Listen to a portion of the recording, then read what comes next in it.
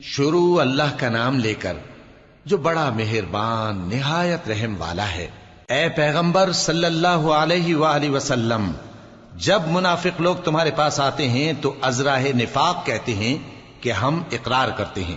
کہ آپ بے شک اللہ کے پیغمبر ہیں، اور اللہ جانتا ہے کہ در حقیقت تم اس کے پیغمبر ہو، اور اللہ ظاہر کیے دیتا ہے کہ منافق یقیناً جھوٹے ہیں۔ انہوں نے اپنی قسموں کو ڈھال بنا رکھا ہے اور ان کے ذریعے سے لوگوں کو اللہ کی راہ سے روک رہے ہیں۔ کچھ شک نہیں کہ جو کام یہ کرتے ہیں برے ہیں،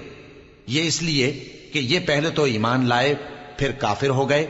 تو ان کے دلوں پر مہر لگا دی گئی، سو اب یہ سمجھتے ہی نہیں۔ اور جب تم ان کے تناسب اعضاء کو دیکھتے ہو تو ان کے جسم تمہیں کیا ہی اچھے معلوم ہوتے ہیں،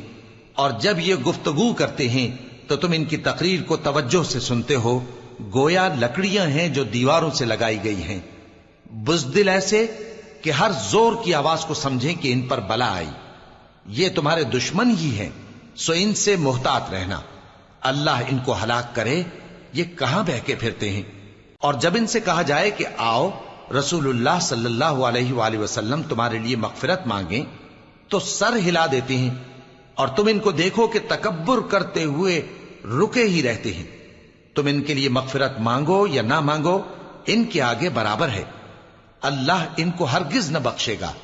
بے شک اللہ نافرمان لوگوں کو ہدایت نہیں دیا کرتا۔ یہی ہیں جو کہتے ہیں کہ جو لوگ رسول اللہ صلی اللہ علیہ وآلہ وسلم کے پاس ہیں ان پر کچھ خرچ نہ کرو یہاں تک کہ وہ خود بخود بھاگ جائیں،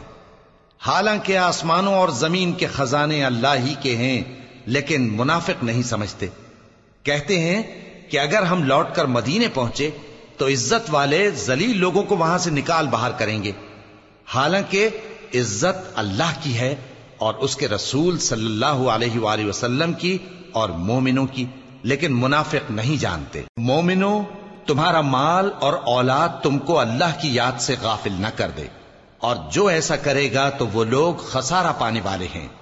اور جو مال ہم نے تم کو دیا ہے اس میں سے اس وقت سے پیشتر خرچ کر لو کہ تم میں سے کسی کی موت آ جائے تو اس وقت کہنے لگے کہ اے میرے پروردگار، تو نے مجھے تھوڑی سی اور مہلت کیوں نہ دی تاکہ میں خیرات کر لیتا اور نیک لوگوں میں داخل ہو جاتا۔